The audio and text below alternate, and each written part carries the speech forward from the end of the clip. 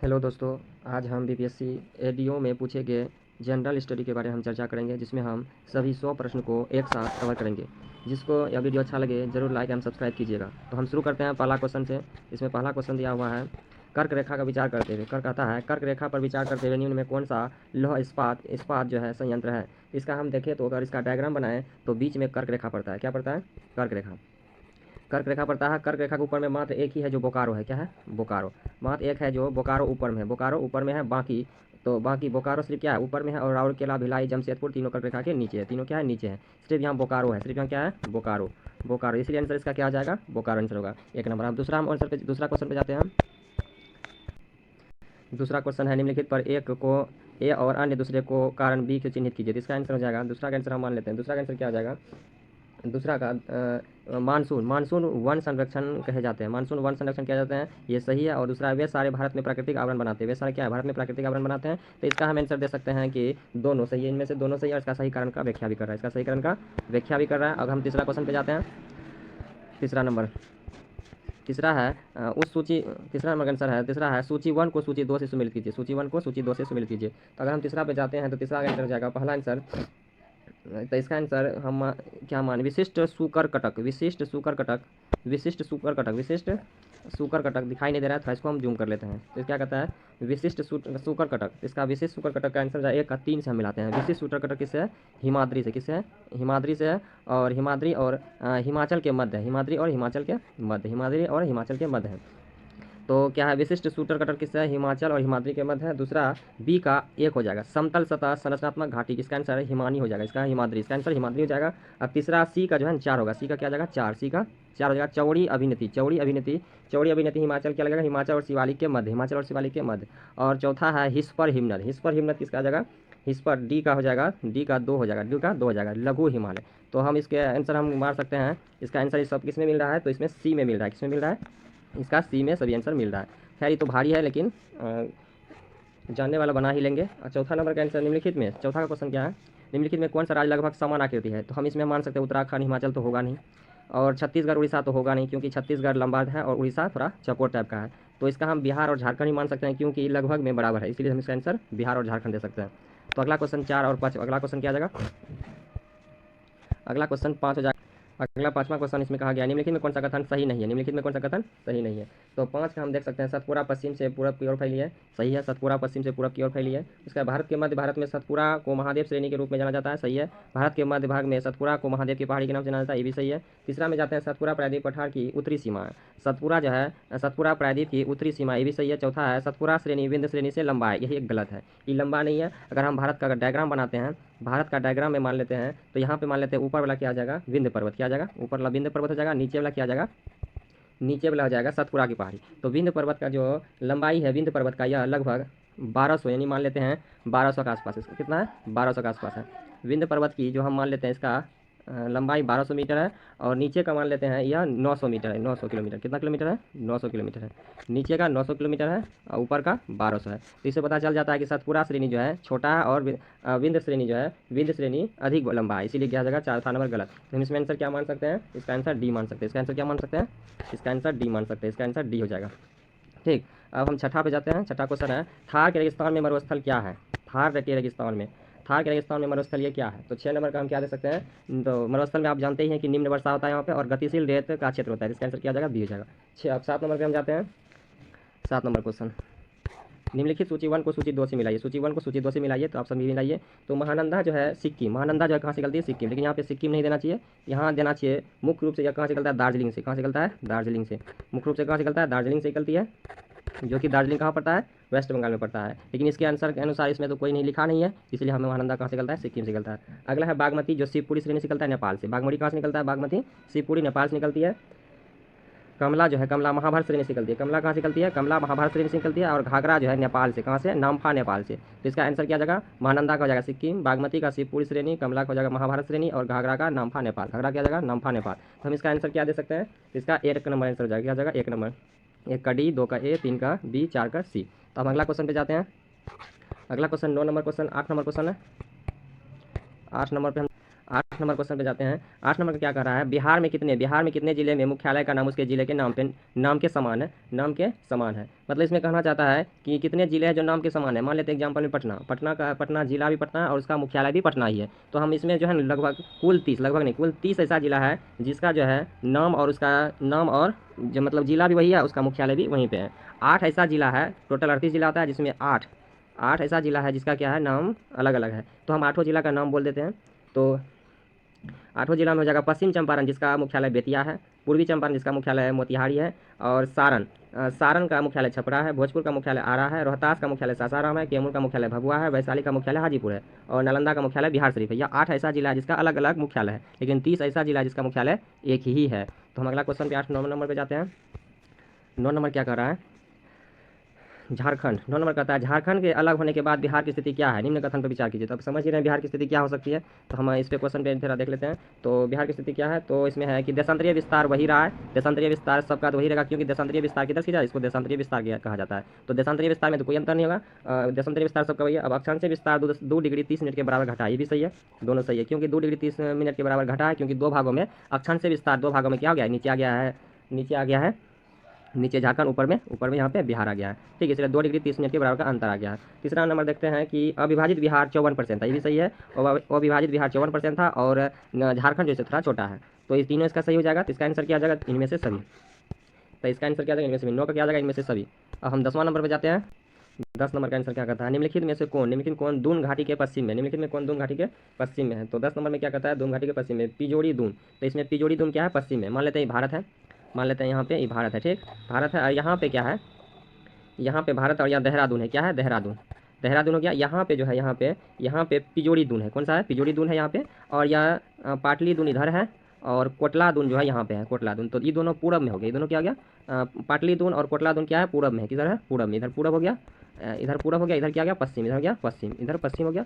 तो हम कहते हैं पिजोड़ी दून किधर है, तो पिजोड़ी दून तो आप देख रहे हैं किधर है, पश्चिम में। तो हम देहरादून के अनुसार हम मान लेते हैं पिजोड़ी दून किधर है, पश्चिम में है, और पाटली दून कोटली दून पूरब में है। अब हमारा अगला 10वां क्वेश्चन पे जाते हैं। 11 नंबर क्वेश्चन पे जाते हैं। अगला 11 नंबर क्वेश्चन, 11 नंबर कहाँ पे है, 11, हाँ अगला है 11 नंबर क्वेश्चन। इसमें क्या कहता है, निम्नलिखित देवताओं में किसको ऋग्वेद में ऋतुस्य गोपा कहा जाता था। ऋतुस्य गोपा का अर्थ होता है नैतिक और प्राकृतिक व्यवस्था का रक्षक। इसका अर्थ क्या होता है, ऋतुस्य गोपा का अर्थ होता है प्राकृतिक व्यवस्था का रक्षक। तो इसका आंसर हो जाएगा वरुण, क्या हो जाएगा, वरुण देवता। इसका आंसर हो जाएगा वरुण देवता, इसका आंसर वरुण, 11 का वरुण हो जाएगा। अगला है 12 नंबर। 12 नंबर क्या कह रहा है, सिकंदर के राजा पुरुराज को कौन सा क्षेत्र प्रदान किया था। अब इसमें एक कहानी आ जाता है कि इसमें जब सिकंदर को झेलम युद्ध में भारी नुकसान हुआ था, किसको, जब सिकंदर को झेलम युद्ध में भारी नुकसान हुआ तो उसने गंगा नदी पार करके नंद वंश को हराना असंभव लगा, क्योंकि वह तो हार गया था, उसका सैनिक भी थक गया था। तो नंद वंश को हराना उसको क्या लगा, असंभव होने लगा।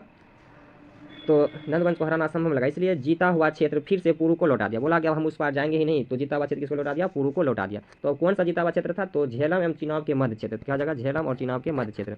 झेलम और चिनाब का मध्य क्षेत्र क्या किया, पुरु को फिर से लौटा दिया, क्योंकि वो उसको जीत लिया था। लेकिन वह जो है झेलम नदी पार नहीं कर पाया। तो क्योंकि झेलम नदी पार करता था वह नंदवंश से लड़ाई करता, लेकिन उसकी सैनिक पूरी तरह से कमजोर हो गया, इसलिए वह झेलम नदी पार नहीं किया। बोला हम उधर उसको नहीं हरा पाएंगे। तो उसने लास्ट में क्या किया, झेलम और चिनाब के मध्य के जीता हुआ क्षेत्र फिर से पुरु राज को लौटा दिया। अब हम अगला क्वेश्चन 13 नंबर क्वेश्चन जाते हैं। अशोक के उच्च अधिकारी उज्जैनी एवं तक्षशिला प्रशासनिक दौरा निरीक्षण में प्रत्येक कितने वर्ष जाया करते थे। तो इसमें ध्यान देने वाली बात है, यहाँ पे क्या कर रहा है, उज्जैनी एवं तक्षशिला प्रशासनिक, तो इसका आंसर हो जाएगा 3। इसका आंसर क्या हो जाएगा 3। अशोक के प्रादेशिक एवं राजुक अधिकारी प्रत्येक 5। अगर राजुक अधिकारी बोलता, राजुक जो है, राजुक अधिकारी जो है यह 5 वर्षों में गांव सबका भ्रमण करता था। लेकिन यहाँ पे 5 वर्ष में भ्रमण करता था, लेकिन यहाँ उज्जैनी 3 वर्ष का दौरा करता था। उज्जैनी कितने वर्ष का दौरा करता, यहाँ उज्जैनी का बात चल रहा है, उज्जैनी 3 वर्ष। और राजुक कहता तो यह 5 वर्ष में। यह राजुक क्या करता था, यह गाँव में निरीक्षण करता था कि कहाँ की स्थिति कैसी है, कहाँ की स्थिति ठीक है नहीं खराब है, राजा के बारे में कैसा लोग विचार करते हैं, सबके बारे में कौन देखता था, राजुक देखता था। और उज्जैनी यह क्या करता था, उज्जैनी यह 3 वर्षों में दौरा करता था। ठीक, क्लियर। अब अगला 14 नंबर क्वेश्चन पे जाते हैं। 14 नंबर क्या कहता है, विद्वानों में कौन सा एक राजा कनिष्क से संबंध था। मतलब चारों विद्वानों में जो है कौन राजा कनिष्क से संबंधित था। तो 14 नंबर का आंसर अश्वघोष हो जाएगा। 14 क्या जाएगा, 14 का अश्वघोष। अगर बुद्ध चरित्र की रचना किसने किया था, अश्वघोष ने। बुद्ध चरित्र की रचना अश्वघोष ने किया था। चौथी बौद्ध संगीति कश्मीर में हुआ था। चौथा बौद्ध संगीति कहाँ हुआ था, चौथा बौद्ध संगीति कश्मीर में हुआ था। इसका उपाध्यक्ष था, क्या था, उपाध्यक्ष या क्या था, उपाध्यक्ष था। चौथी बौद्ध संगीति का क्या था, उपाध्यक्ष। अश्वघोष क्या था, जो कि कुंडल ग्राम में कश्मीर में हुआ था, प्रथम शताब्दी में हुआ था। ठीक, कब हुआ था, प्रथम शताब्दी में। अब हम जाते हैं 14 हो गया। 15 नंबर क्वेश्चन पे जाते हैं। 15 क्या कहता है, किस विजय पर अलाउद्दीन खिलजी को कारा के अलावा अवध की गवर्नरशिप प्रदान की गई। मतलब क्या हुआ, जीता था अलाउद्दीन ने, जिसके खिलाफ कारा के अलावा, क्या किसके अलावा, कारा के अलावा उसे अवध की गवर्नरशिप प्रदान किया गया। तो 15 का हम देख सकते हैं, 15 का भिलसा, क्या जगह आंसर भिलसा। इसमें थोड़ा कहानी पढ़ देते हैं। अलाउद्दीन खिलजी ने भिलसा में सैन्य अभियान चलाया था। अलाउद्दीन खिलजी क्या था, अलाउद्दीन खिलजी ने क्या किया था, अलाउद्दीन खिलजी ने भिलसा में, कहाँ पे, भिलसा में एक सैन्य अभियान चलाया था और भारी मात्रा में धन लूटा था। क्या लूटा था, धन को, भारी मात्रा में धन लूटा था। सुल्तान जलालुद्दीन को सौंप दिया। यह धन किसको, तभी सुल्तान कौन था, जलालुद्दीन था। कौन था, जलालुद्दीन, जलालुद्दीन, जलालुद्दीन कौन था, सुल्तान था, तभी जलालुद्दीन सुल्तान था। इसको क्या किया, सौंप दिया। इससे प्रसन्न होकर सुल्तान ने अलाउद्दीन को कारा के साथ साथ, सुल्तान प्रसिद्ध हो गया, मतलब सुल्तान जो है खुश हो गया। सुल्तान खुश होकर कारा और अवध की गवर्नरशिप क्या किया, किसको दे दिया, अलाउद्दीन खिलजी को दे दिया। किसके रूप में दिया, पुरस्कार के रूप में दिया था। तो अगला 15 हो गया। 16 नंबर क्वेश्चन पे जाते हैं। 16 नंबर 16 नंबर 16 नंबर क्वेश्चन क्या कहता है, शासक बनने से पूर्व मोहम्मद बिन तुगलक किस सुल्तान के अधीन काम करता था। इसका हम आंसर दे सकते हैं। अगर हम बलबन का करें तो 1266, बलबन कब था, 1266, बलबन था 1266 से 1287 तक। कब था, 1287 तक। अलाउद्दीन खिलजी कब था, 1296, 1296, 1296 से 1316, 1316 के पास था। और केकुबाद कब था, 1287, 1287 से 1290, 1287 से 1290। और खुसराव साहब कब था, खुसराव साहब 1320, 1320 से सितंबर, मतलब कम ही दिन रहा था, 1320 में ही रिटायर हो गया। जुलाई में बना था और सितंबर में इसकी मृत्यु हो गई। ठीक, अंतिम शासक था खिलजी वंश का अंतिम शासक था खुसराव शाह। इसका आंसर किया जाएगा खुसराव शाह। तो शासन बनने से पूर्व मोहम्मद बिन तुगलक किसके सुल्तान के अधीन थे, खुसराव शाह। तो यहाँ पे दिखाई दे रहा है खुसराव शाह। 17 नंबर क्वेश्चन पे जाते हैं। हल्दी घाटी के युद्ध में मुगल सेना के नेतृत्व किसने किया था। और इसमें कहता है कि कूट के सही उत्तर का चयन कीजिए, मतलब इसी में सही उत्तर बताना है। तो हल्दी घाटी के युद्ध में मुगल सेना का नेतृत्व किसने किया था। तो इसका आंसर हो जाएगा 2 और 4। क्या जगह, 2 और 4, मानसिंह और आसफ खान ने किया था। मानसिंह और आसफ खान ने किया था। तो 17 का आंसर क्या जाएगा, 17 का आंसर सी हो जाएगा, 17 का आंसर सी हो जाएगा। 18 नंबर शेरशाह के शासनकाल में शब्दावली राय किस क्षेत्र से संबंधित था। शब्दावली राय किससे संबंधित था, 18 का भूराजस्व, मतलब यह भूमि सबका क्या देखता था, जानकारी रखता था। कौन, राय। कब, किसके समय में, शेरशाह के समय में। भूराजस्व का इसको जिम्मा दिया गया था। 18 नंबर। अगला 19 नंबर पर जाते हैं। निम्नलिखित में कौन सा सही सुमेलित नहीं है, निम्नलिखित में कौन सा सही सुमेलित नहीं है। तो 19 का answer Calcutta Hindu college, Calcutta Hindu college सही नहीं है। कलकत्ता हिंदू कॉलेज कब खुला था, कलकत्ता हिंदू कॉलेज, कलकत्ता मदरसा चला गया, कलकत्ता हिंदू कॉलेज सही होगा। तो हम इसमें देख सकते हैं बनारस सही है, 1791 का आसपास हुआ, जो कि जोनाथ डंकन ने किया था। किसने किया था, जोनाथ डंकन ने। बनारस का संस्कृत कॉलेज का स्थापना 1791 में जोनाथ डंकन ने किया था। किसने किया था, जोनाथ डंकन ने, जोनाथ डंकन ने किया था। अगला क्वेश्चन है, अगला है कलकत्ता हिंदू कॉलेज। कलकत्ता 1798 में नहीं हुआ था, यह कब हुआ था, 1817 में हुआ था। कब हुआ था, 1817 में हुआ था। और किसने किया था, राजा राममोहन राय और डेविड हेयर ने किया था। किसने किया था, राजा राममोहन राय और डेविड हेयर ने दोनों मिल के किया था कलकत्ता हिंदू कॉलेज की स्थापना। इसका आंसर क्या जाएगा, बी। और कलकत्ता मदरसा 1781 में सही है ये, कलकत्ता मदरसा ये भी सही है, ये भी सही है, ये भी सही है, ये भी सही है। कलकत्ता मदरसा 1781 में। और किसने किया था, वारेन हेस्टिंग ने। इसमें कितने, वारेन हेस्टिंग ने किया था। किसने किया था, वारेन हेस्टिंग ने किया था। और अगला है फोर्ट विलियम कॉलेज की स्थापना 1800 में किया गया था, लॉर्ड रिचर्ड द्वारा। किसके द्वारा, रिचर्ड द्वारा, लॉर्ड रिचर्ड के द्वारा किया गया था। तो इसका आंसर इसमें कौन सा गलती है, कलकत्ता हिंदू कॉलेज। कौन सा गलती है, इसमें गलती है कलकत्ता हिंदू कॉलेज। कलकत्ता हिंदू कॉलेज क्या गलती है, आंसर नहीं होगा। इसका आंसर क्या जाएगा, 1700 नहीं, 1700 नहीं हो जाएगा, 1800 1817 में किया गया था, 1817 में किया गया था। 20 नंबर क्वेश्चन है, 20 नंबर है, निम्नलिखित में से किसे प्रसिया यानी ईरान के शाह के दरबार में ब्रिटिश दूत के रूप में लॉर्ड वेलेस्ली के काल में भारत से भेजा गया था। ईरान भेजा गया था। प्रसा को पहले ईरान को पहले प्रसा कहा जाता था। इसका 20 का आंसर क्या आ जाएगा। तब 20 का हम देख लेते हैं आंसर। 20 का इसमें कहता है जॉन मेलकॉम। किसने किया था, जॉन मेलकॉम और मेहदी अली खां दोनों मिलके अफगान आक्रमण एवं फ्रांसीसी प्रभाव को रोकने के लिए, किसको रोकने के लिए, अफगान आक्रमण एवं फ्रांसीसी प्रभाव को रोकने के लिए ईरान के दरबार में ब्रिटिश दूत भेजा गया था। अब ईरान मतलब फ्रांसीसी प्रभाव को रोकने के लिए, अफगान और फ्रांसीसी प्रभाव को रोकने के लिए क्या भेजा था, दूत भेजा गया था। उसमें 2 को दूत को भेजा गया था, पहला जॉन मेलकॉम और दूसरा मेहदी अली खां। तो इसका आंसर क्या आ जाएगा, इसका आंसर हो जाएगा 1 और 2। इसका आंसर क्या आ जाएगा, इसका आंसर हो जाएगा, इसका आंसर 1 और 2 दोनों हो जाएगा। तो अगला क्वेश्चन पे हम जाते हैं 21 नंबर पे। 21 नंबर क्या कर रहा है,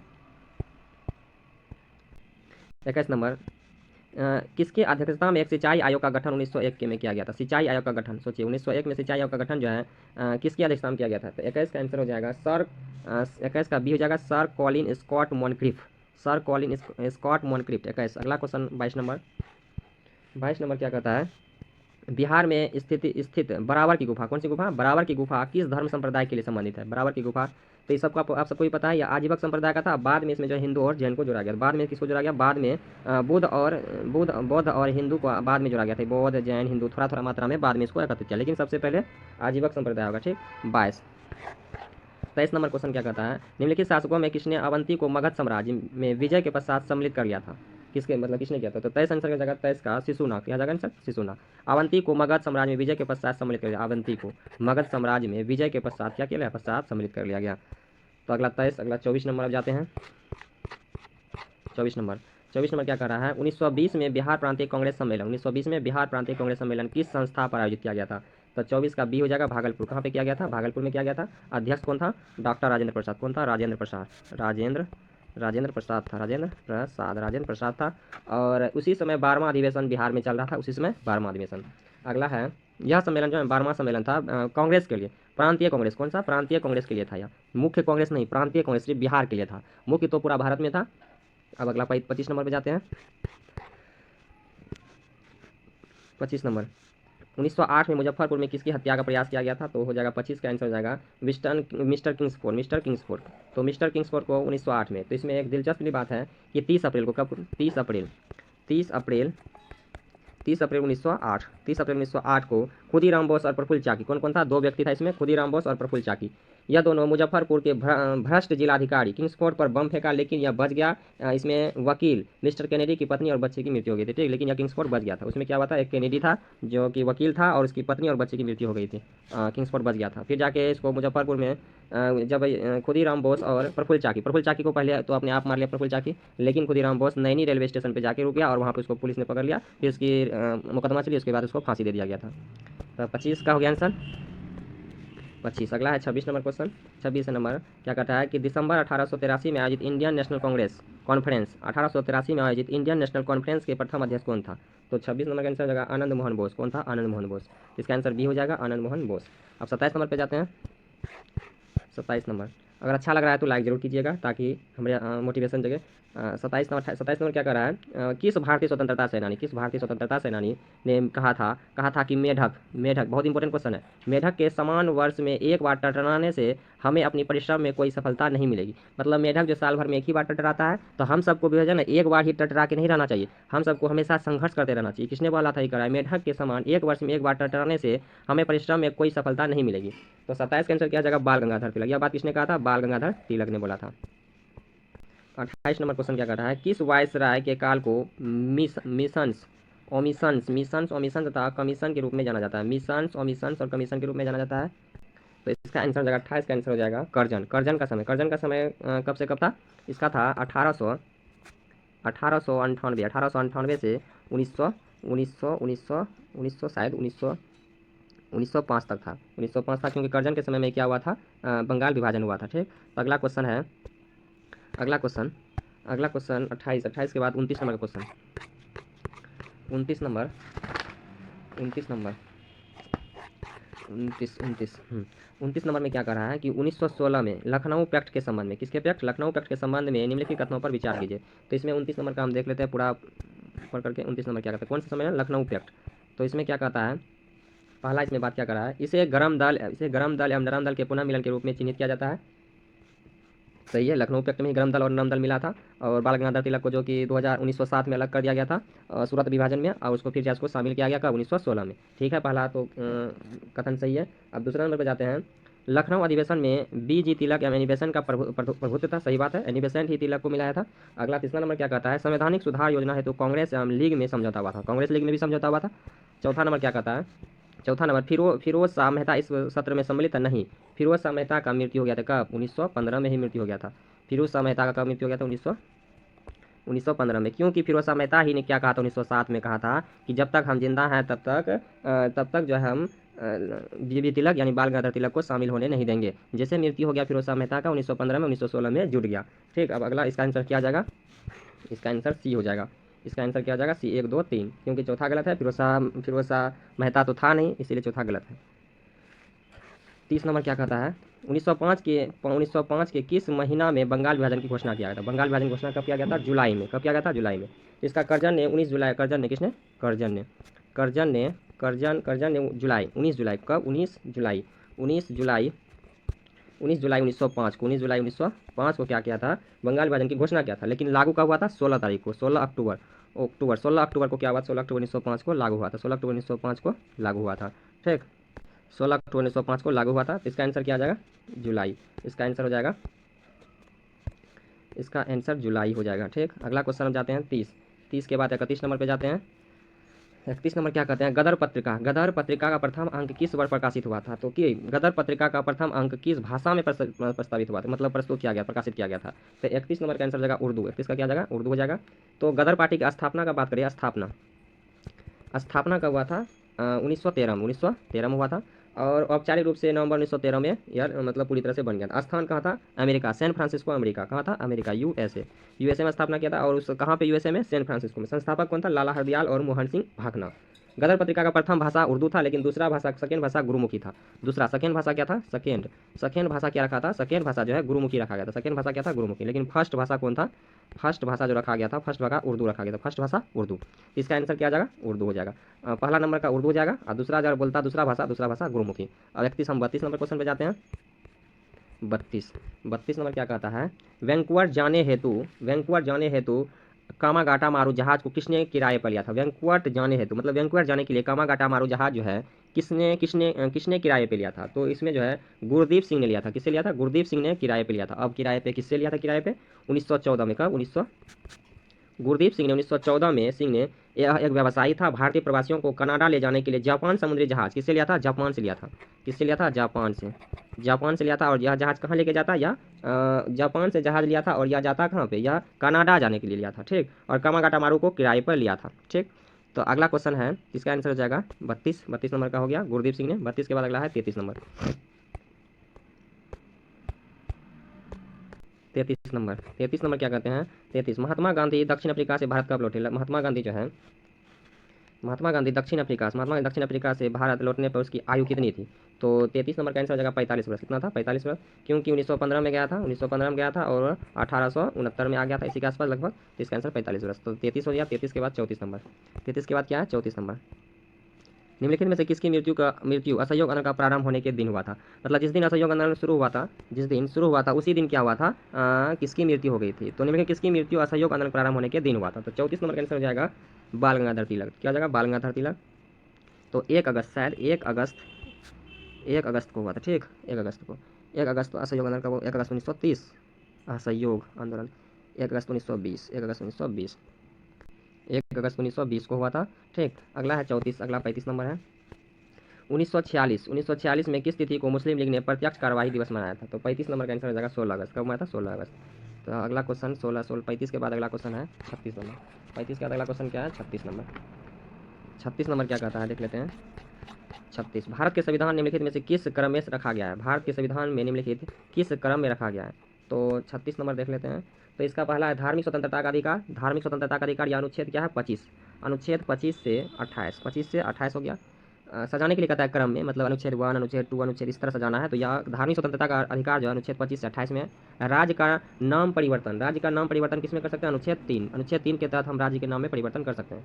36 के अगला है, किस राज्य में राष्ट्रपति शासन लगाना है? किसी राज्य में अगर राष्ट्रपति शासन लगाना है, किस अनुच्छेद का? 356, 356 के तहत हम राष्ट्रपति शासन लगा सकते हैं। ठीक, अगला है भारतीय प्रशासनिक सेवाओं के बारे में उल्लेख, 312। इसको हम क्रम में सजाना है। तो सबसे पहले क्या आ जाएगा? 2 नंबर आ जाएगा, पहले 2 नंबर आएगा, पहले ये जाएगा 1 नंबर, 1 नंबर में, ए नंबर में।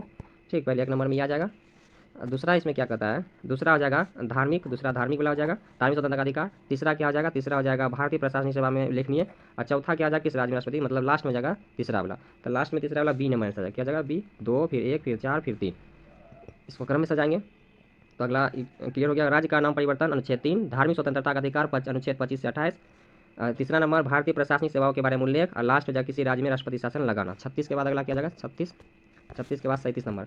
संविधान का 13वां संशोधन, संविधान का 13वां संशोधन किस निम्न किससे संबंधित है? तो 37 नंबर का जाएगा सी नंबर। 37 का क्या जाएगा? सी, शैक्षणिक संस्थानों में अन्य पिछड़ा वर्ग का आरक्षण, यानी ओबीसी। क्या? ओबीसी के बारे में इसमें कहा गया। अनुच्छेद क्या है? अनुच्छेद 15, अनुच्छेद अनुच्छेद अनुच्छेद अनुच्छेद अनुच्छेद 15, अनुच्छेद 15, अनुच्छेद 15 के 5 में, 15 के 5 में दिया गया है। ठीक, अगला क्वेश्चन, अब मौलिक कर्तव्य किस में है? मौलिक कर्तव्य अनुच्छेद 51, मौलिक कर्तव्य किस में जाएगा? अनुच्छेद 51, 51 का ए में है। अगला 38 नंबर क्वेश्चन पे जाते हैं। तो 37 नंबर, संविधान का 93वां संशोधन निम्नलिखित में किससे संबंधित है? तो 37 नंबर का आंसर हो जाएगा शैक्षणिक संस्थानों में पिछड़ा वर्ग। फिर से एक बार देख सकते हैं। तो ये ओबीसी, तो हम देख लिए थे शैक्षणिक संस्थानों में अन्य पिछड़ा वर्ग, ओबीसी के लिए था। तो 37 नंबर। फिर 38 नंबर देखते हैं। 38, भारतीय संविधान में दिए गए निम्न प्रावधानों पर विचार कीजिए। तो 38 का क्या हो जाएगा? निम्न में बताना है कि ऊपर ये कथन कौन सा सही नहीं है, यहाँ पे दिया गया है कौन सा सही नहीं है। तो इसका हम देख लेते हैं। अनुच्छेद 280 भारत का निर्वाचन आयोग से संबंधित है, भारत का निर्वाचन आयोग से संबंधित है, गलत है। यहाँ पे हो जाएगा निर्वाचन आयोग नहीं होगा, यहाँ पे निर्वाचन आयोग 324 से संबंधित है। निर्वाचन आयोग किससे? 324 से, 324 निर्वाचन आयोग किससे संबंधित है? 324 से संबंधित है। तो पहला नंबर गलत हो जाएगा। यह निर्वाचन आयोग किससे? 324 से संबंधित है, 324 से। और अब अगला है अनुच्छेद 315 संघ लोक सेवा आयोग से है। तो इसका सही हो जाएगा 315 जो है संघ लोक सेवा आयोग से सही है। अनुच्छेद 324 वित्त आयोग से, ये भी गलत हो जाएगा, वित्त आयोग नहीं होगा यहाँ पे। यहाँ हो जाएगा 280, वित्त आयोग किससे संबंधित है? 280 से। इसका आंसर हो जाएगा 280। तो हम इसमें आंसर क्या देख सकते हैं? केवल 1 और 3 सही है। कौन सही है? 1 और 3 सही है, 2 नंबर का गलत है। सिर्फ ऊपर नीचे कर दिया, अगर मालूम रहता तो आराम से, अगर रहता तो आराम से यह बन सकता था। ठीक, अगला क्वेश्चन है, अगला है 39 नंबर, अगला है 39 नंबर। 39 नंबर देख लेते हैं। रीथिंकिंग डेमोक्रेसी का लेखक कौन था? तो 39 नंबर का हो जाएगा रजनी कोठारी। इसका आंसर क्या था? रजनी कोठारी। 39 नंबर। 40 नंबर पे जाते हैं। 40 नंबर, निम्नलिखित प्रधानमंत्री के कार्यकाल के दौरान संविधान का पुनरावलोकन के लिए राष्ट्रीय आयोग कब बना था? मतलब राष्ट्रीय आयोग बना था। तो 40 नंबर का आंसर हो जाएगा अटल बिहारी वाजपेयी, अटल बिहारी वाजपेयी। 40 नंबर। 41 नंबर पे जाते हैं। अभिकथन 1 दिया है और अभिकथन ए और कारण आर दिया गया है। तो हम 41 में देख लेते हैं। भारतीय सर्वोच्च न्यायालय के बूढ़े कानून को वैध घोषित नहीं कर सकता है। सही बात है, बूढ़े कानून को वैध घोषित नहीं कर सकते हैं, अवैध घोषित कर सकते हैं। 41। अब इसमें आर क्या कहता है? सर्वोच्च न्यायालय का कानून द्वारा स्थापित प्रक्रिया का अनुपालन करता है। सही बात है, दोनों सही है और दोनों एक दूसरे का व्याख्या करता है। इसका आंसर 1 नंबर हो जाएगा 41। 42 नंबर पे जाते हैं। 42 नंबर क्या कहता है? 42 नंबर का आंसर है 42 नंबर, सूची 1 तथा सूची 2 का मिलान कीजिए। सूची 1 तथा सूची 2 का मिलान कीजिए। तो 42 नंबर का हो जाएगा प्राक्कलन समिति।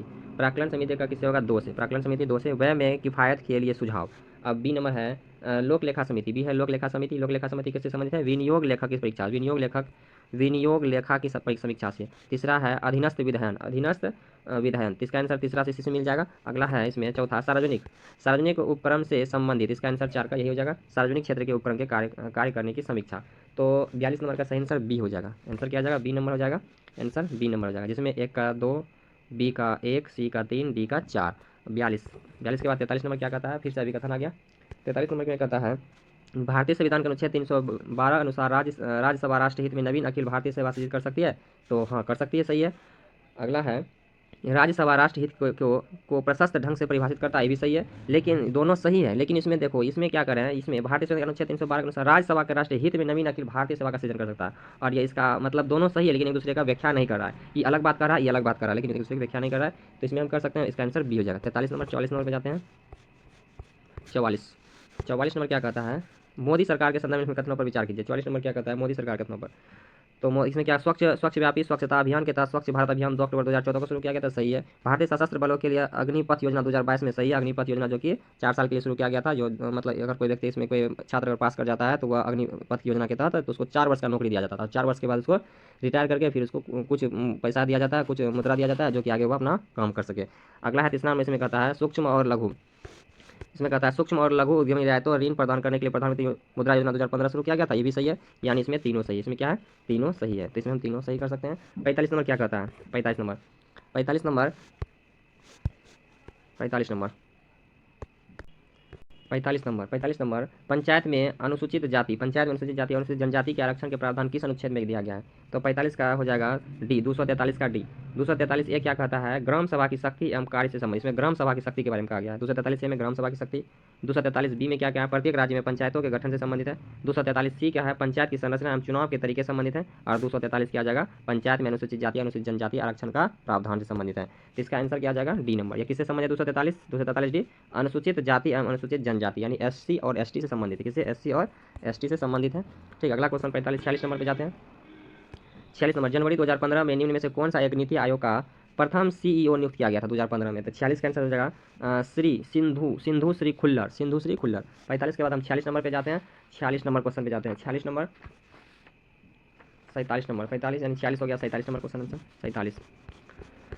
47 क्या कर रहा है, भारत में निम्नलिखित में से कौन सा एक कमेटी कर सुधार से संबंधित नहीं है, कमेटी कर सुधार से संबंधित नहीं है। तो 47 नंबर का क्या है आंसर, 47 का हो जाएगा डी, रिफॉर्म मशीन, ये सब है, ये तीनों सही है। चलैया कमेटी, तारा पोरवाल कमेटी, केलकर कमेटी, यह सब किससे संबंधित है, यह सब कमेटी कर सुधारों से संबंधित, कर सुधार से, किससे, कर सुधार से संबंधित है, लेकिन रिफॉर्म कमीशन नहीं है। अगला क्वेश्चन, अगला 48 नंबर, 48 नंबर क्या कहता है, 48 नंबर, निम्नलिखित में कौन सा कौन एक इंगित करता है कि भारत एक तेजी से उभरती हुई अर्थव्यवस्था है। तो 48 नंबर का आंसर क्या हो जाएगा, 48 का नीतिगत सुधार, डिजिटल परिवर्तन, एफडीआई की बढ़ोतरी, तो इसमें से सही हो जाएगा 48। 49 नंबर, 49 नंबर क्या कहता है, निम्नलिखित में कौन सा भारत के सेवा क्षेत्र के बढ़ते हुए योगदान, सेवा क्षेत्र के बढ़ते हुए योगदान संचालन का कारण नहीं है, सेवा क्षेत्र के योगदान संबंधित नहीं है। तो 49 नंबर का हो जाएगा वैश्विक मुद्रीकरण सही है, तकनीकी प्रोन्नति सही है, नगरीयकरण समिति सही है, तो गलत ये हो जाएगा। यानी आधारभूत उद्योग में कमी, आधारभूत उद्योग में कमी, यह क्या कर रहा है, नेगेटिव बात को दर्शा रहा है, आधारभूत उद्योग में कमी। तो 49 हो गया, 49 के फिर 50, हम 50 तो क्वेश्चन 50वां क्वेश्चन कर रहे हैं। 50वां क्वेश्चन क्या कर रहा है, उस स्कीम को चुनिए जो भारत में वित्तीय समायोजन से संबंधित नहीं है। तो 50 में कह रहा है उस स्कीम को चुनिए जो भारत में वित्तीय आयोग से वित्तीय समायोजन से संबंधित नहीं है। 50 नंबर का आंसर हो जाएगा डी, मंत्री सुरक्षा योजना, मंत्री सुरक्षा योजना 50। हम 50 क्वेश्चन कर चुके हैं, अगर वीडियो अच्छा लगे तो लाइक जरूर कीजिएगा। 51 नंबर क्वेश्चन, अगला 51 नंबर क्वेश्चन पे जाते हैं। 51 नंबर क्या कर रहा है, जुलाई 2005 में भारत की राष्ट्रीय बेरोजगारी दर, जुलाई 2005 में भारत की राष्ट्रीय बेरोजगारी दर क्या था। तो इसमें आंसर 51 का आंसर क्या हो जाएगा बी, 51 क्या है बी, 4.8%। अगर 2026 का बात करें, 2026 में 52.2 है, गलती हुआ, मिस्टेक हो गया। 2026 में बेरोजगारी दर देखा जाएगा, 2026 में भारत का बेरोजगारी दर 2026 में 5.2 हो गया, जो कि कितना परसेंट का बढ़ोतरी होगा, लगभग में कितना हुआ, 8% का बढ़ोतरी हो गया, 0.8% का बढ़ोतरी हो गया। 52 नंबर पर जाते हैं। 52 नंबर, निम्नलिखित में कौन सा एक देश की आधारभूत संरचना का उदाहरण नहीं है, मतलब देश की व्यवस्था में सुधार में नहीं है, मतलब देश की आधारभूत संरचना नहीं है। तो इसमें निजी कंपनी तो नहीं हो सकता, बाकी यातायात, टेली कम्युनिकेशन, सार्वजनिक सेवा, ये सब क्या है, देश की आधारभूत संरचना है, लेकिन निजी तो अपने के लिए करता है, तो इसका आंसर क्या जाएगा निजी मकान। 53 नंबर, बिहार इकोनॉमिक सर्वे 2024-25 के अनुसार 2024-25 में नामित स्मार्ट सिटी की संख्या बिहार में कितनी है। तो 53 में हो जाएगा 4, कितना है 4, जिसमें 2015 में केंद्र सरकार द्वारा स्मार्ट सिटी मिशन के तहत एवं बिहार आर्थिक सर्वेक्षण 2024-25 के अनुसार बिहार में 4 स्मार्ट सिटी बनाने की लक्ष्य रखा है। तो पहला नंबर पे पटना हो जाएगा, दूसरा भागलपुर हो जाएगा, तीसरा हो जाएगा, मान लेते हैं तीसरा मुजफ्फरपुर, मानेंगे मुजफ्फर, तीसरा नंबर हो जाएगा मुजफ्फरपुर, तीसरा नंबर मुजफ्फरपुर। तो पहला, हाँ, तो यहाँ पे 4 सिटी दर्शाया गया, जिसमें पहला क्या होगा पहला पटना हो जाएगा, दूसरा भागलपुर, तीसरा हो जाएगा मुजफ्फरपुर, चौथा हो जाएगा बिहार शरीफ, चौथा कौन हो जाएगा बिहार शरीफ, मतलब 4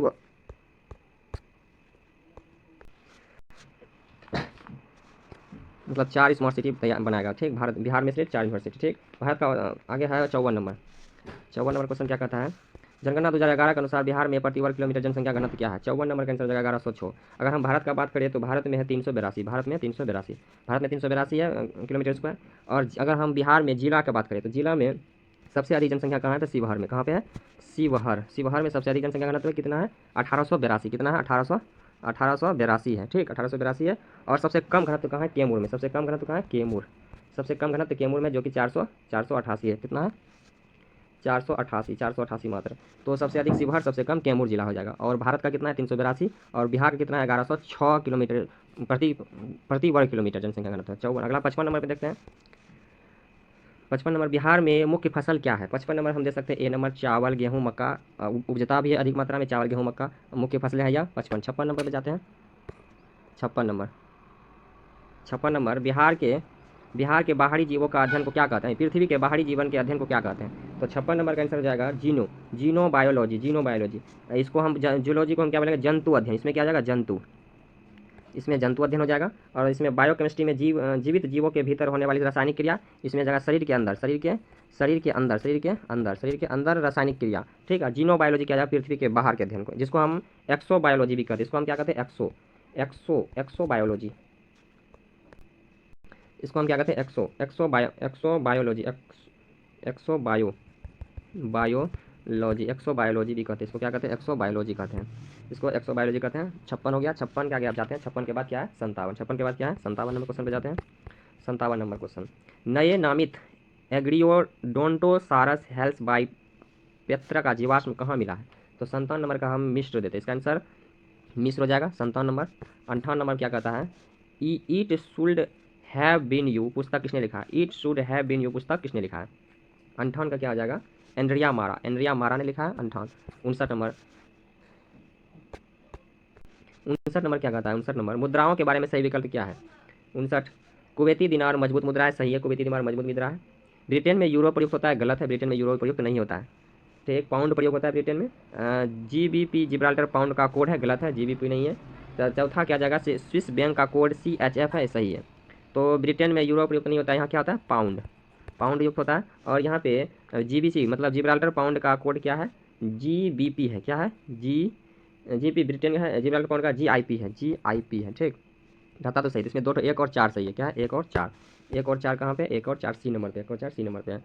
अब 60वां नंबर क्वेश्चन पे जाते हैं। 60 नंबर क्वेश्चन क्या कर रहे हैं, 60 नंबर, 2025 में जियोलॉजिकल मेडिसिन में नोबेल पुरस्कार शिमोना सागुचो किस देश से संबंधित है? या जापान से संबंधित है, आप सभी जानते हैं जापान से संबंधित है। 61 नंबर, 61 नंबर क्या है, 61 नंबर एयर इंडिया फ्लाइट 171 के बारे में कथन पढ़िए, सर आप बहुत अच्छा से जानते होंगे। इसमें 12 जून 2025 को अहमदाबाद में क्रैश हुआ था, सही बात है। और यह हिथ्रो हवाई अड्डा लंदन उतरा, नहीं हिथ्रो नहीं होगा, हिथ्रो की जगह क्या, गेटवे हवाई अड्डा, क्या जगह, gateway, gateway, gateway, Gatwick, Gatwick हवाई अड्डा, क्या जगह, गेटविक हवाई अड्डा लंदन में, गेटविक हवाई अड्डा लंदन में, ठीक। गेटविक हवाई अड्डा लंदन में उतरा था और हिथ्रो में नहीं उतरा था, ठीक। कहाँ, गेटविक में उतरा था, कहाँ उतरा था, गेटविक हवाई अड्डा लंदन में उतरा था, ठीक। इसमें तीसरा नंबर क्या कहता है, इसमें 260 यात्री की मृत्यु हुई थी, नहीं, इसमें जो है 242 यात्री की मृत्यु हुई थी, टोटल तो 242 था, जिसमें एगो बच गया था, एगो बच गया था, ठीक। तो 241, और जो नीचे में था, जो भवन के अंदर था, वो भवन के अंदर तो था कुल 19 आदमी, ठीक। तो टोटल कितना जगह, 260, मतलब यात्री 242 था, जिसमें एगो बच गया था, एगो बच गया था। और इसमें 241 प्लेन क्रैश में मरा और 19 ठो नीचे में जो था उसका मृत्यु हुआ था, टोटल तब 260 पूरा, इसलिए ये भी गलत हो जाएगा। अगला है चौथा, यह बोइंग 787 8 ड्रीम लाइनर था, सही है। तो इसमें आंसर हो जाएगा कौन कौन, 1 और 4 सही है, 1 और 4 कौन है, देख लेते हैं, 1 और 4 सही है, 1 और 4, इसका आंसर डी हो जाएगा, इसका आंसर डी, 1 और 4 सिर्फ सही है, ठीक। 62 नंबर क्या कहता है, खो खो विश्व कप, खो खो विश्व कप के बारे में सही कथन चुने। 62 नंबर क्या कहता है, यह मुंबई में आयोजित हुआ, नहीं यह मुंबई में नहीं हुआ था, यह कहाँ हुआ था, नई दिल्ली में, कहाँ हुआ था, नई दिल्ली में, यह नई दिल्ली में आयोजित हुआ था, ठीक। अगला है बी नंबर, यह फरवरी 2025 में आयोजित, नहीं है, फरवरी में नहीं हुआ था, जनवरी में हुआ था, फरवरी में नहीं, कब हुआ था, जनवरी में, कब हुआ था, जनवरी में आयोजित हुआ, जनवरी में कब, 2025, जनवरी 2025, ठीक। 80 नंबर अगला है, भारत में विजेता था, नेपाल उपविजेता, सही है। उपयुक्त में से सभी विकल्प सही है, गलत सभी सही नहीं है, सिर्फ एक ठो सही है। इसमें भारतीय विजेता रहा और नेपाल उपविजेता रहा। तो मुंबई में नहीं हुआ, खो खो विश्व कप कहाँ हुआ था, दिल्ली में हुआ था, कहाँ हुआ था, दिल्ली में हुआ था, और यह जनवरी में हुआ था, ठीक। तो सिर्फ भारत विजेता नेपाल उपविजेता रहा था। बहुत 63 नंबर, 2014 में ICC अवार्ड विजेता के क्रम में कौन सा विकल्प सही नहीं है? तो इसमें कौन एक ठो सही नहीं है। तो ये नंबर देखते हैं, वर्ष का ICC पुरुष एक दिवसीय क्रिकेटर अजमतुल्ला उमर जई को मिला था, तो ये सही है। वर्ष का ICC पुरुष T20 क्रिकेटर जसप्रीत बुमराह को मिला था, नहीं, बस जसप्रीत बुमराह को नहीं मिला था, तो यही आंसर हो जाएगा। इसका आंसर क्या हो जाएगा, यही, ठीक। तो इसमें तो इसका वर्ष का ICC पुरुष T20 क्रिकेटर जसप्रीत बुमराह को मिला था, नहीं, गलत हो जाएगा, क्या होगा, यही आंसर गलत हो जाएगा, ठीक, यही नहीं मिला था, ठीक। तो किसको मिला था, अरशददीप को मिला था, किसको मिला था, अरशददीप को मिला था, किसको, अरशद सिंह को मिला था, ठीक, अरशद सिंह को मिला था। 63 नंबर, अब आगे 64 नंबर पर जाते हैं। 64 नंबर, 64 क्या कहता है, देख लेते हैं। 64, नीचे दिए गए वक्तव्य के कथन ए और कारण आर दिया गया है, अंकित किया गया है, ठीक। 100 रुपये का सिक्का RSS 100 वर्ष पूर्ण होने पर जारी किया गया था, ये सही है, जारी किया गया था। भारतीय मुद्रा पर भारत माता प्रथम बार दर्शाई गई थी, ये भी सही है। उपयुक्त में से देखिए, दोनों सही है, लेकिन एक दूसरे का क्या कर रहा है, व्याख्या नहीं कर रहा है, क्योंकि RSS 100 वर्ष पुराना है, जिस पर भारत माता नहीं है, भारत माता का प्रयोग प्रथम बार हो रहा है, और वह 100 रुपया सिक्का जो बन रहा है वह RSS के लिए जो 100 वर्ष पुराना है। तो 64 का आंसर क्या आ जाएगा, 64 का आंसर इसमें बी हो जाएगा, क्या जगह, आर और दोनों, ए और आर दोनों सही है, लेकिन इसका सही व्याख्या नहीं कर रहा है, ठीक। अगला नंबर है 65 नंबर, दुबई में भारत में Asia cup cricket trophy Mohsin Naqvi द्वारा दिए गए हैसियत भूमिका में दी जानी चाहिए। मतलब इसमें कह रहा है कि वह पाकिस्तान के गृह मंत्री थे, वही है जो दिया, मोहसिन नकवी जो दिया, तो वह क्या था उसी के बारे में पूछ रहा है। तो वह पाकिस्तान के गृह मंत्री थे, सही है, पाकिस्तान के गृह मंत्री थे। वह एशिया क्रिकेट परिषद के अध्यक्ष थे, सही है, वह एशिया परिषद क्रिकेट के अध्यक्ष, तब ना दे रहा था ट्रॉफी। वह पाकिस्तान क्रिकेट बोर्ड के अध्यक्ष थे, सही है, जब वह भी क्या था, पाकिस्तान क्रिकेट बोर्ड का अध्यक्ष था। अगला 65, अगला 66 नंबर क्वेश्चन है, संयुक्त राज्य अमेरिका में संघीय सरकार का वित्तीय वर्ष, संयुक्त राज्य अमेरिका में संघीय सरकार का वित्तीय वर्ष क्या था?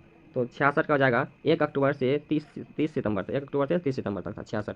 अगला 66 के 67, अगला नंबर 67 में क्या कह रहा है, 67 में कह रहा है the Chola tigers, the Chola tigers कहाँ पे? द चोला अश्वनी सांघी, मतलब किसने लिखा? द चोला टाइगर किसने लिखा? अश्वनी सांघी ने लिखा। अश्वनी सांघी ने लिखा। द चोला टाइगर किसने लिखा? अश्वनी सांघी ने लिखा। मतलब सूची 1 को सूची 2 से मिलान कीजिए। द चोला टाइगर किसने लिखा है?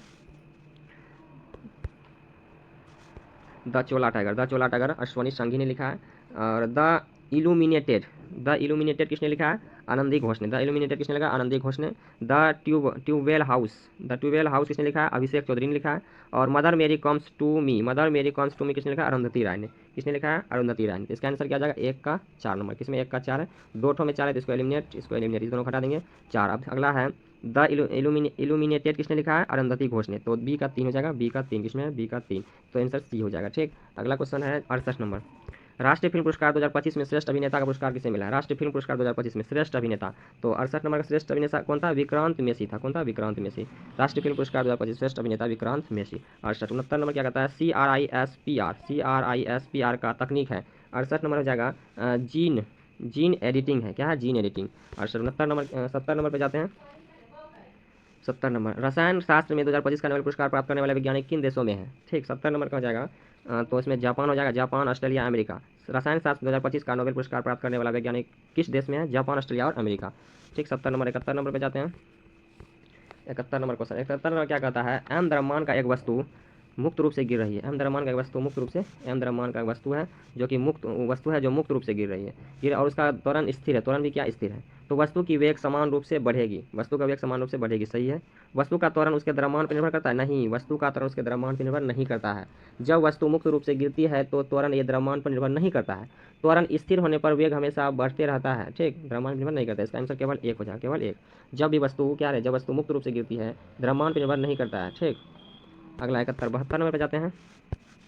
एक कृष्णपिंड एक आदर्श अवशोषक तथा विकिरक होता है। तो कृष्णपिंड से विकिरण परावर्तित नहीं होता है। तो इसका आंसर हो जाएगा 1 नंबर। सही है। ठीक, 1 नंबर सही है। दूसरा है कृष्णपिंड उच्च तापमान पर अधिक ऊर्जा विकृत करता है। ये भी सही है। दोनों सही है। तो इसका आंसर क्या हो जाएगा? दोनों सही है। 72 नंबर। 73 नंबर पर जाते हैं। 73 नंबर क्या कहता है? कथन 1। 73 नंबर अवशोषित धनात्मक गोले के अंदर विद्युत क्षेत्र शून्य होता है। सही बात है। विद्युत जैसे गोला है, गोला के अंदर यहाँ पे किनारे किनारे पे अधिक मात्रा में विद्युत रहता है, लेकिन बीच में क्या रहता है? कम, मतलब विद्युत क्षेत्र रहता है। मतलब मान लीजिए नगण्य मात्रा रहता है। ठीक, शून्य रहता है, नगण्य रहता है बीच में। ठीक, इसलिए बीच में क्या करता है? कुछ भी भर के, मतलब अगर मोटा तार बनाना है तो बीच में कुछ भी डाल दिया जाता है और किनारे किनारे अच्छा वाला तांबा का प्रयोग किया जाता है। ठीक, तो दूसरा है चालक में आवेश केवल बाहरी सतह पर ही स्थिर रहता है। दूसरा भी क्या विकल्प सही है? बाहरी सतह पर ही रहता है, क्योंकि मतलब चालक में आवेश केवल बाहरी सतह पर स्थिर रहता है। ये भी सही है, क्योंकि अंदर पूरा शून्य रहता है विद्युत क्षेत्र, तो इसलिए बाहर में रहेगा। तो 73 का आंसर क्या जाएगा? ए। 73 का आंसर 1 और 8 दोनों सत्य है। की सही व्याख्या करता है। 74 नंबर पर जाते हैं। 74 नंबर क्या कहता है? फोटो इलेक्ट्रिक प्रभाव में आइंस्टीन का समीकरण। फोटो इलेक्ट्रिक प्रभाव में आइंस्टीन का समीकरण। 74 नंबर। 74 का क्या होगा? फाय धातु का कार्यफलन दर्शाता है। सही है, फाय दर्शाता है। दूसरा है यदि एच भी ग्रेटर लेस देन फाय हो तो इलेक्ट्रॉन उत्सर्जित नहीं होगा। ये भी सही है, इलेक्ट्रॉन उत्सर्जित नहीं होगा। तो इसका आंसर 1 और फोटोन की तीव्रता बढ़ने से इलेक्ट्रॉन की गतिज ऊर्जा बढ़ती है। गलत है, घट जाती है। तो 74 नंबर का बी हो जाएगा। 74 का आंसर क्या हो जाएगा? बी। 1 और 2। 75 पे जाते हैं।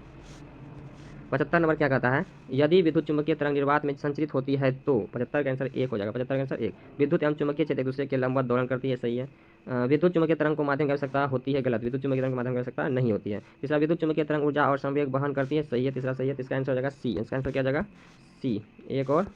1 और 3। इसका आंसर हो जाएगा 1 और 3। 76 पे जाते हैं। 76 क्या कहता है? निम्न प्रकाशीय खोज को कालानुक्रमित करने में व्यवस्थित करें। तो 76 का आंसर क्या हो जाएगा? 76 निम्न के कालानुक्रम में व्यवस्थित कीजिए। तो 76 का हो जाएगा, पहला हो जाएगा प्रकाश तरंग सिद्धांत हाइजेन 1678। मतलब प्रकाश तरंग के सिद्धांत ह्यूजेंस ने कब दिया था? 1678 में। अगला है कनाद कब दिया था? 1675 में दिया था। व्यक्तिकरण कब दिया गया था? थॉमस यंग ने दिया। कब दिया था? यंग ने 1801 में दिया था। ठीक, और प्रकाश विद्युत प्रभाव आइंस्टीन ने कब दिया था? 1905 में। 1905 में। इसको अगर क्रम में समझाएंगे तो सबसे पहले क्या आ जाएगा? सबसे पहला कण का सिद्धांत दूसरा नंबर आ जाएगा, कण सिद्धांत जो कि न्यूटन ने दिया था। तो दूसरे में देख लें किसमें इसको एलिमिनेट, ये तीनों हट जाएगा तो आंसर क्या आ जाएगा? बी। तो हो जाएगा प्रकाश के तरंग, पहला आ जाएगा कण सिद्धांत न्यूटन, क्या आ जाएगा? 1675। फिर दूसरा है प्रकाश की तरंग सिद्धांत हाइगेंस ने 1678 में। तीसरा क्या है? दूसरा नंबर फिर जाएगा कण सिद्धांत न्यूटन ने कब दिया था? तीसरा नंबर है व्यक्तिकरण 1800 क्या आ जाएगा? 1 में, 1801 में। फिर चौथा प्रकाश विद्युत प्रवाह आइंस्टीन ने 1905 में दिया था। तो 76 क्लियर हो गया। 76 77 पे जाते हैं। 77 में क्या कहता है? सूची आधुनिक भौतिक अवधारणा को सूची 1 2 को सूची 1 को सूची 2 से मिलान कीजिए। तो 77 का आंसर हो जाएगा तो डी ब्रोगली परिकल्पना, एक का क्या हो जाएगा 3। डी ब्रोगली परिकल्पना किसने दिया था? पदार्थ। तो डी ब्रोगली किसने दिया था? पदार्थ तरंग। कॉम्पैक्ट प्रभाव, दूसरा नंबर का क्या जाएगा? कॉम्पैक्ट प्रभाव फोटोन का 4 हो जाएगा, फोटोन प्रकीर्णन। ठीक, अगला है जीमेन प्रभाव। जीमेन प्रभाव किसने दिया था? वर्ण रेखाओं का विभाजन। चौथा नंबर युग्म उत्पादन। चौथा का आंसर क्या आ जाएगा? चौथा का वाई तीर दिखा रहा है, मतलब एक इलेक्ट्रॉन खो रहा है प्लस एक इलेक्ट्रॉन आ रहा है। ठीक, गामा किरण ठीक दर्शा रहा है। तो इसका आंसर हो जाएगा, इसका आंसर अगर इसको मिलान करें तो इसका हो जाएगा सी, 1 का 3 2 का 4। तो इसका आंसर हो जाएगा सी। इसका आंसर क्या होगा? सी हो जाएगा। इसका आंसर 1 का 3 2 का 4 3 का 2 और 4 का 1 हो जाएगा। ABCD। ठीक, 78 नंबर पर जाते हैं आप। 78 नंबर क्या कहता है? चल कुंडली गैल्वेनोमीटर को एमीटर में बदलने के लिए खाली स्थान क्या करते हैं? तो 78 नंबर का आंसर क्या हो जाएगा? समांतर में निम्न प्रतिरोध जोड़ते हैं। समांतर क्रम में क्या करते हैं? निम्न प्रतिरोध जोड़ते हैं। 78 79 नंबर पे जाते हैं। 79 नंबर क्या कहते हैं? अब घटन नियतांक y और लेमडा और आधारयु टी हाफ का संबंध किससे है? तो 79 नंबर का हो जाएगा टी, 79 का सी हो जाएगा T half 0.693 by lambda. 80 number पे जाते हैं। 80 नंबर क्या कहता है? बिग बैंग सिद्धांत निम्न में से किस पर्यवेक्षण को समझाता है? तो 80 नंबर का आंसर हो जाएगा बी। 80 का आंसर बी, ब्रह्मांड का समान रूप से प्रसार। तो बिग बैंग क्या समझा रहा है? ब्रह्मांड का समान रूप से प्रसार। 80 81 नंबर पे जाते हैं। 81 नंबर क्या कहता है? निम्नलिखित में कौन सी गैस आसानी से द्रवीकृत हो जाती है? तो 81 का ए हो जाएगा NH3। 81 का ए NH3 हो जाएगा। 82 नंबर क्या कह रहा है? वर्ष 2025 में भारतीय अंतरिक्ष यात्री अंतर्राष्ट्रीय अंतरिक्ष स्टेशन का दौरा किस मिशन के माध्यम से किया? तो 82 का हो जाएगा 82 एक्जियोम 4। वर्ष 2025 में भारतीय अंतरिक्ष यात्री अंतर्राष्ट्रीय अंतरिक्ष स्टेशन का दौरा किस मिशन के माध्यम से किया? एक्जियोम 4 के माध्यम से। 82 के बाद 83 नंबर क्या कह रहे हैं? 83 नंबर उत्तल लेंस में यदि वस्तु 2F पे हो, कितना 2F पे हो रखा जाए तो बनने वाले प्रतिबिंब कैसा होगा? तो 83 का आंसर हो जाएगा ए। 83 का आंसर ये वास्तविक 2F पे और वस्तु के समान आकार पे होगा। तो यहाँ लेंस का बात चल रहा है तो लेंस इस तरह का बनाएंगे। अगर इसको हम कहाँ रखेंगे? 2F पे रखेंगे तो यहाँ 1F होगा। तो इधर भी वही होता है 1F और आगे जाएंगे तो 2F।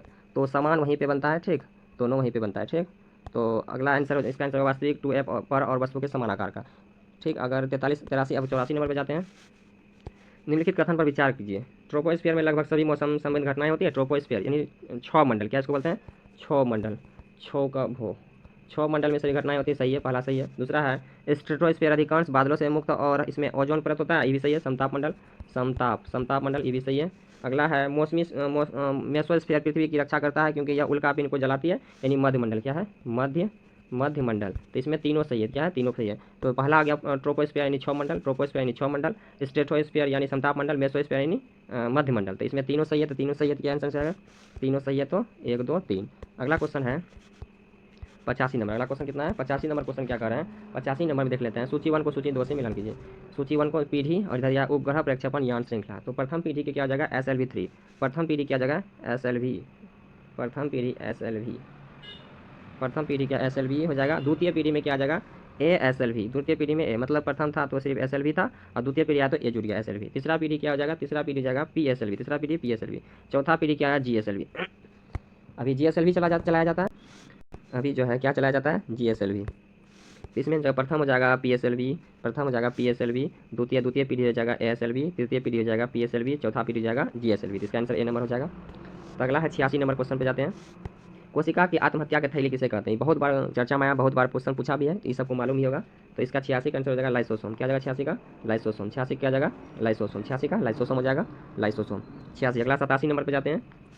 87 नंबर क्या कहता है? ब्लास्ट फर्नेंस भट्टी से प्राप्त लोहे को क्या कहा जाता है? तो 87 का आंसर बी हो जाएगा, पिग आयरन। 87 का क्या जाएगा? Pig iron. 88 नंबर पर जाते हैं। 88 नंबर का आंसर क्या क्वेश्चन क्या कहता है? निम्नलिखित में से कौन सा एंजाइम प्रोकैरियोट्स में DNA प्रकृति के दौरान RNA प्राइमर को हटाने के लिए मुख्य रूप में उत्तरदायी होता है?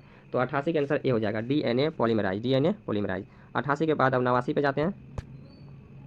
89 नंबर क्वेश्चन क्या कर रहे हैं? 89 नंबर निम्नलिखित में से किसे पृथ्वी का सबसे ऊंचा ज्ञात जीव माना जाता है? तो 89 का हो जाएगा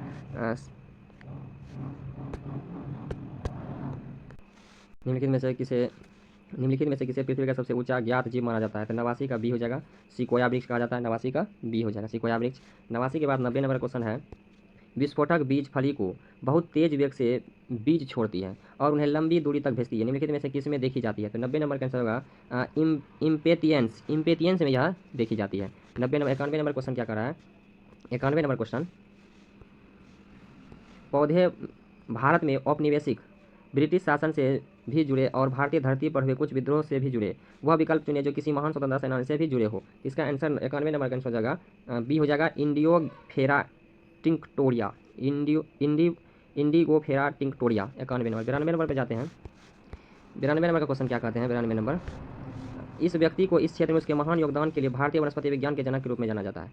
मतलब किस व्यक्ति को? ठीक, 92 नंबर हो जाएगा, 92 नंबर सी हो जाएगा, विलियम रॉक्सबर्ग को भारतीय वनस्पति विज्ञान के जनक के रूप में किसे जाना जाता है? विलियम रॉक्सबर्ग को जाना जाता है। 92 नंबर। अगला 93 नंबर क्वेश्चन पे जाते हैं। 93 नंबर क्वेश्चन क्या कहता है?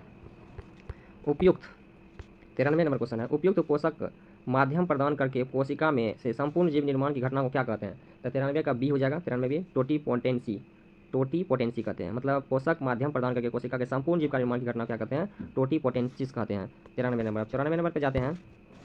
वैज्ञानिकों ने निम्नलिखित में से एक कोष के आर्थिक और पारिस्थितिक महत्व के आधार पर हरा सोना कहा। किसको हरा सोना कहा? तो 94 नंबर पे क्या कहता है? बांस को क्या क्या? हरा सोना। तो सबसे इंपॉर्टेंट क्वेश्चन है, वैज्ञानिक ने निम्नलिखित किस एक कोष के आर्थिक और पारिस्थितिक महत्व के आधार पर, किस पे? आर्थिक और पारिस्थितिक महत्व के आधार पर हरा सोना का क्या कहा? हरा सोना का। अगला 94 नंबर। 95 नंबर पर जाते हैं। कौन सा कथन जूनोटिक रोग का सही वर्णन करता है? जूनोटिक रोग का। तो 95 नंबर का सी हो जाएगा, यह कशेरुकी और मनुष्य के बीच साझा रोग है। यह क्या है? कशेरुकी और मनुष्य के बीच साझा रोग है। 96 नंबर पर जाते हैं। प्रकार 1 अति संवेदनशीलता मुख्य रूप से किसके द्वारा मध्यस्थता की जाती है? तो 96 नंबर का आंसर क्या आ जाएगा? IgE। क्या आ जाएगा? IgE। 96। 97 नंबर क्वेश्चन अब जाते हैं। 97 नंबर, निम्नलिखित में से कौन सा मेंडेलियन वंशागति का नियम नहीं है? किसका? मेंडेलियन वंशागति का नियम नहीं है। तो 97 नंबर, प्रभुत्व का नियम सही है, पृथक्करण का नियम सही है, स्वतंत्र अपघटन का नियम सही है, युग्मों की शुद्धता का नियम यह गलत है। युग्मों की शुद्धता का नियम गलत है। इसका आंसर क्या आ जाएगा? युग्मों की शुद्धता। 97 नंबर पर जाते हैं। वाटसन एंड क्रिक द्वारा प्रकाशित डीएनए द्विहेलिक्स मॉडल में डीएनए के दो तंतु इस प्रकार है। तो 98 नंबर का क्या आ जाएगा? प्रति समांतर। दो क्या है? एक दूसरे के समांतर। मतलब दो को तंतु जो है वो क्या है? एक दूसरे के समांतर है। तो एडेनिन ग्वानिन थायमिन साइटोसिन शायद कहा जाता है। अब 98 नंबर, 99 नंबर क्वेश्चन पे क्या कहता है? 99 नंबर, ड्रोसोफिला को आनुवंशिक मॉडल जीव के रूप में किसने लोकप्रिय बनाया? तो 99 नंबर को हो जाएगा सी हो जाएगा, Thomas Hunt Morgan. 99। 100 number question हो गया पूरा लक्ष्य। 100 नंबर क्या क्वेश्चन कहता है? वह लक्षण जो किसी जीवों के जीवित रहने की संभावना को बढ़ाता है क्या कहलाता है? तो 100 नंबर का आंसर हो जाएगा, 100 नंबर क्या कहता है? वह लक्षण जो किसी जीवों के जीवित रहने की संभावना को बढ़ाता है, तो वह बढ़ाता है क्या कहलाता है? तो 100 नंबर क्या आ जाएगा? बी अनुकूलन कहलाता है। अगर यह वीडियो आप सभी को अच्छा लगा होगा तो लाइक जरूर कीजिएगा और सब्सक्राइब भी कीजिएगा ताकि हम अगला वीडियो बना सकें। बहुत बहुत धन्यवाद आपको देखने के लिए। Goodbye, thank you.